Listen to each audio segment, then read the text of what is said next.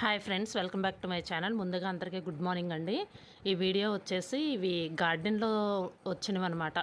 అరటికాయలు, కూర అరటికాయలు ఇవి వచ్చేసి అంటే బాగా ముదరలేదు, ఇంకొంచెం పెద్ద సైజు అవుతాయండి. అవి ఏంటంటే బాగా గాలి తోలుతుందనమాట, కిందకి ఒరిగిపోయింది గెలకి, గెల బొరుగుకి గాలికి. ఇంకా అందుకని కోసాం అనమాట. గెల వచ్చేసి ఇక్కడ ఆనియన్స్ టమోటాలు పచ్చిమిర్చి కూడా కట్ చేసి పెట్టుకున్నాను.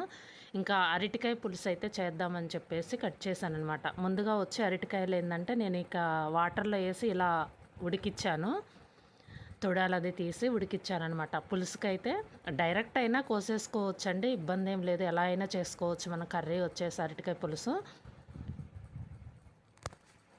ఇప్పుడు స్టవ్ మీద వచ్చేసి ఒక గిన్నె పెట్టాను, అందులో ఆయిల్ వేసాను. ఇంకా పోపు అయితే వేసేసుకుంటున్నాను. ముందుగా ఆవాలు అయితే వేసాను. తర్వాత వచ్చేసి పొట్టలేని మినపప్పు ఉంటాయి కదా, అవి, జీలకర్ర, కరివేపాకు కూడా కొంచెం. ఇప్పుడు ముందుగా కట్ చేసి పెట్టుకున్నాను కదా టమోటాలు, ఒక ఆనియన్ వచ్చేసి, పచ్చిమిర్చి కూడా. ఇంకా నేను వచ్చేసి ఇంకా పసుపు కూడా వేసాను.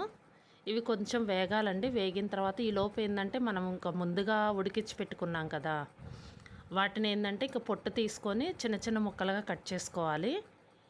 ఇలా కలర్ మారుతాయండి బనానాస్ వచ్చేసి. ఉడికించినప్పుడు ఏంటంటే ఇలా కలర్ మారుతాయి అన్నమాట. పైన తొక్కు వచ్చేసి చిన్న చిన్నవి అనమాట, ముదరలేదు. చెట్టుకు వచ్చేసి చెప్పాను కదా, గాలికి అది ఒరిగిపోయి బాగా కిందకి పడిపోయింది అనమాట. ఇంకా అందుకని కోసామన్నమాట. ఇంకా కోతులు కూడా ఉంచవు, పాడైపోతాయి కదా. ఇక్కడైతే కొంచెం వేగినవి. ఇంకా అరటికాయ కూడా కట్ చేసుకొని వేసుకుంటే పులుసు పిండుకోవచ్చు.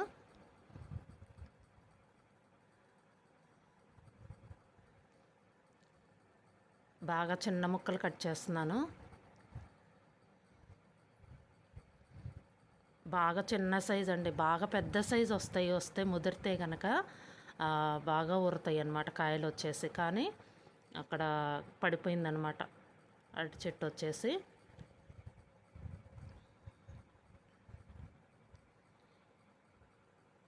ఇక్కడ మొత్తం శుభ్రంగా మొత్తం కట్ చేసినవి ఉన్నాయి కదా, అవి కలుపుకోవాలి. ఇప్పుడు కొంచెం పులుసు పిండుతున్నాను. చింతపండు ముందుగానే నానబెట్టేసాను అనమాట, కొంచెం నానాలి కదా. పులుసు పిండుకొని ఉప్పు కారం కూడా వేసేసుకుంటే ఉడికిపోతుంది.